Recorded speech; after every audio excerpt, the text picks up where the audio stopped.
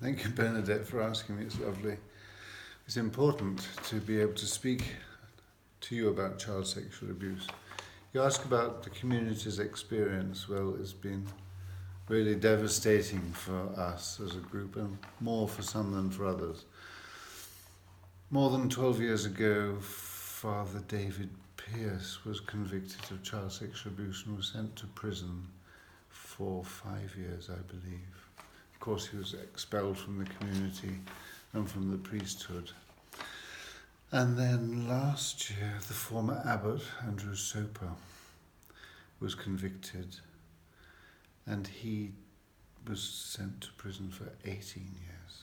So the shame, the publicity is very heavy. It weighs very heavily upon us, and of course we have the history of Catholic marginalisation in this country. It's another weight we have to bear, and it makes it really hard to speak up. So the topic of child sexual abuse is difficult and is very present. And what the abbot did was 5 years ago was to call in a facilitator for the community. We weren't talking to each other. We weren't able to speak about it. Some people pretended that it never happened. Some people said they couldn't go into the street because of the shame. And some people were insulted in the street. How can you belong to an organisation like that? So it's very shocking. And so we learnt gradually over the 5 years to speak with one another about all the hurts we have felt in our past as well. And that the way we, without awareness, can hurt one another, even in the present. So we're learning gradually to communicate. And I think this was an enormously important message for the whole church, to speak with each other about the oppression, the marginalisation we might feel, and to be aware of the abuse when it's happening and tell people to stop it and to report it. It takes courage to do these things. Well, more and more I was aware that head office is talking about inquiries and systems of managing child protection and protection of vulnerable adults, but who was actually doing anything? And I was hoping that things would happen in this country. Finally, 2 years ago, I put my head on the block and I contacted Father Zollner and invited him to come over. And then I think I asked the abbot if it was all right. Anyway, Father Zollner came over, and gradually, over these past 2 years, we've been putting this conference together, which is going to happen on the 21st of October here in Ealing. We have facilitators and psychotherapists coming.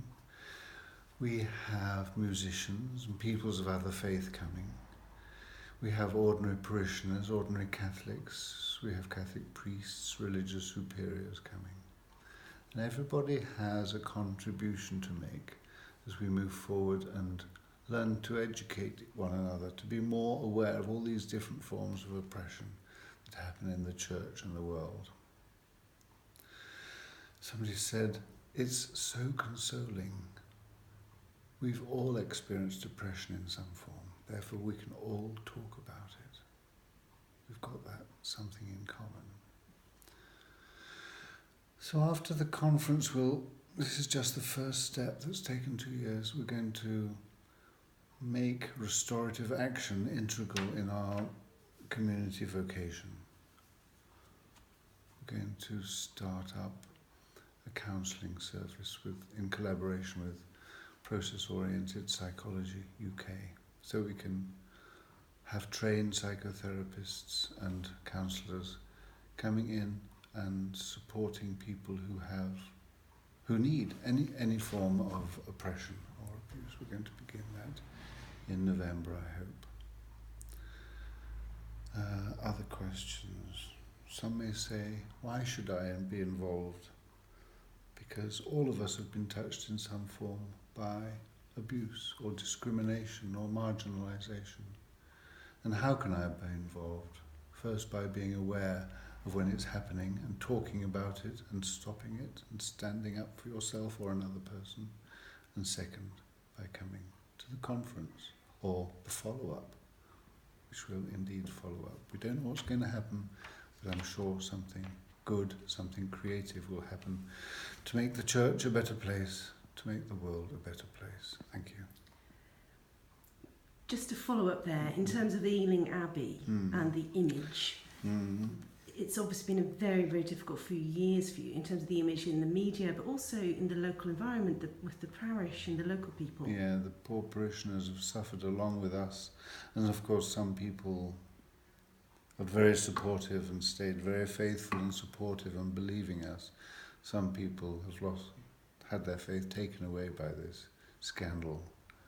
And some people have moved to other churches. So there's been a great loss and fragmentation of the parish community, the Catholic community, as well as our monastic community. And it's going to take a long time to heal, a long time for the pieces to come together again. And at the height of the sort of media storm when the headlines were raging, was there anything that the Abbey community felt it could do, or was it just a case of just coping with it? No, we did more than coping. The abbot was very courageous. He appeared on TV, BBC. He spoke on the church steps and said, "This is what happened. We can't change history, but we might be able to change the way we behave with one another, and that way we might be able to change the future." It's like steering a ship, changing course from blaming and shaming and naming and marginalising to working together, listening to one another, and finding all the gifts that are useful for community.